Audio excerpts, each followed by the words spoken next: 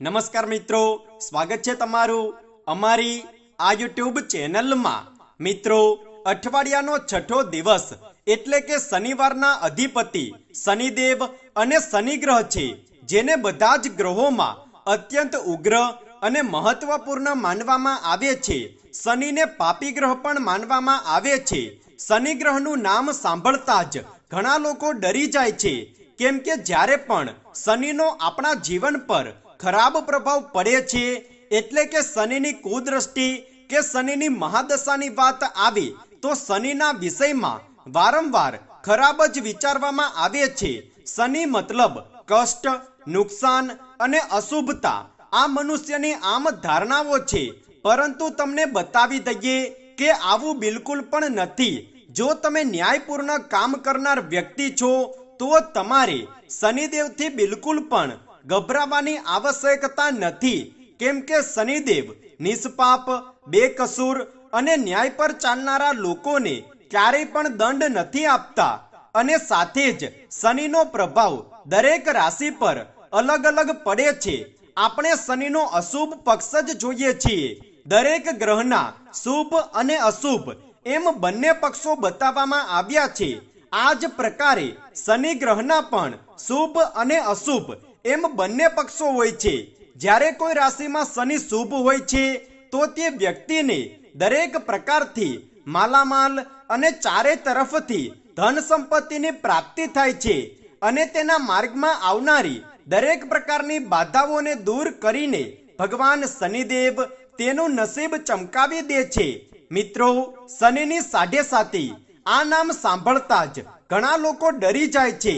જો શનિની સાઢેસાતી છે તો આના દુષ્પરિણામ તો તમારે ભોગવવા જ પડશે, પરંતુ આ કાળમાં તમારે સહનશીલ હોવાની સાથે સાથે જો તમે તમારા કર્મોને, તમારા મનને, તમારા વ્યવહારને શુદ્ધ, સ્વચ્છ અને નિર્મળ રાખી શકો છો, સત્યનું પાલન કરો છો, અસત્ય નથી બોલતા, કોઈની સાથે દુર્વ્યવહાર નથી કરતા, તો આ સાઢેસાતીનો તમારા પર અશુભ પ્રભાવ નહીં પડે।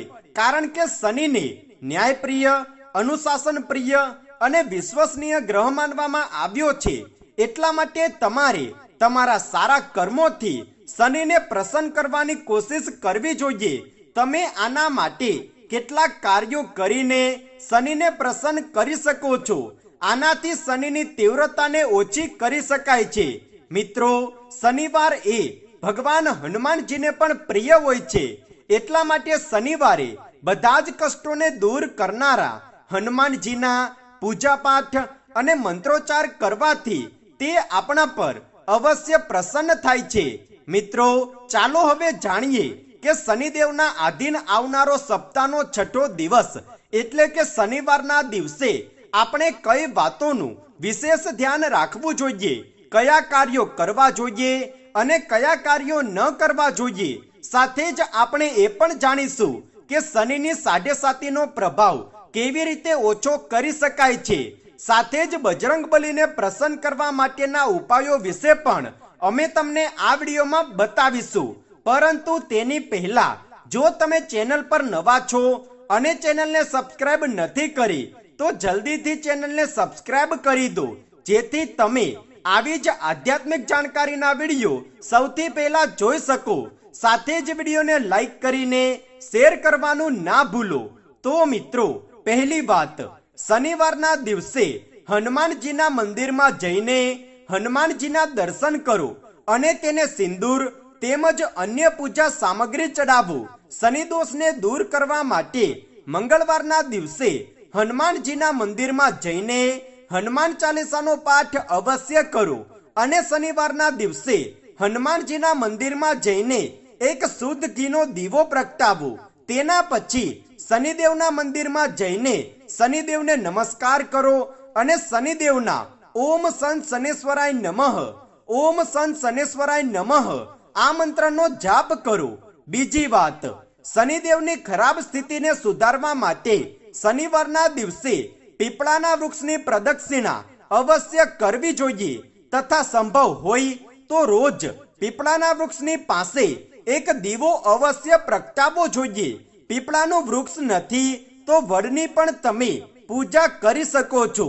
ત્રીજી વાત, શનિવારના દિવસે શ્રી શનિદેવના મંદિરમાં જઈને શનિદેવને તેલ અવશ્ય ચડાવો। યાદ રાખો કે તેલ ચડાવવા માટે તાંબાના પાત્રનો જ ઉપયોગ કરો। શનિવારના દિવસે તમે શનિદેવને તલનું તેલ ચડાવી શકો છો। આ સાથે જ શનિવારના દિવસે શરીર પર તેલ લગાવીને સ્નાન અવશ્ય કરો। જે લોકોના જીવનમાં શનિની મહાદશા અને શનિની સાઢેસાતી ચાલી રહી છે તે શનિવારના દિવસે શનિદેવને તેલ ચડાવે અને શનિદેવને પ્રાર્થના કરે। આનાથી તેના જીવનના દરેક કષ્ટ શનિદેવ દૂર કરશે। ચોથી વાત, શનિવારના દિવસે શનિ ચાલીસાનો પાઠ કરો, શનિ મંત્ર અને શનિ સ્ત્રોતોનો જાપ કરો, રુદ્ર અભિષેક કરો। આ સાથે જ શનિદેવના મંદિરમાં જઈને કાળા તલ અને અન્ય કોઈ પણ વસ્તુઓનું દાન કરવું જોઈએ। આ સાથે જ કાળા રંગના બૂટ પણ અવશ્ય દાન કરો। આનાથી તમને તમારા દરેક કાર્યોમાં સફળતા અવશ્ય મળશે। પાંચમી વાત, ઘરના મોટા વડીલો ખાસ કરીને માતા પિતાની સેવા અવશ્ય કરવી અને તેના માટે અપશબ્દોનો પ્રયોગ ભૂલથી પણ ન કરવો। મોટા વડીલોને માન સન્માન આપવાથી શનિ મહારાજ પ્રસન્ન થાય છે। છઠ્ઠી વાત, જો કુંડળીમાં શનિની કુદ્રષ્ટિ હોય તો જ્યોતિષ શાસ્ત્રમાં નીલમ રત્નોને પહેરવાની સલાહ આપવામાં આવી છે। આનાથી શનિના અશુભ પ્રભાવને ઓછા કરી શકાય છે। જ્યોતિષ શાસ્ત્ર અનુસાર શનિવારના દિવસે મસૂરની દાળ ન ખાવી જોઈએ, કેમ કે આનો સંબંધ મંગળ ગ્રહ સાથે હોય છે અને આ લાલ રંગના ખાદ્ય પદાર્થ છે। આનાથી વ્યક્તિનો સ્વભાવ ક્રોધિત બની શકે છે। આની સાથે જ શનિવારના દિવસે લાલ મરચાનું પણ સેવન ન કરવું જોઈએ। લાલ અને તીખી વસ્તુ શનિદેવને પસંદ નથી, તે ઠંડી વસ્તુઓને પસંદ કરે છે। શનિવારના દિવસે દહીં ખાવાથી પણ બચવું જોઈએ, કારણ કે આનો રંગ સફેદ છે અને આનો સંબંધ શુક્ર ગ્રહથી માનવામાં આવે છે।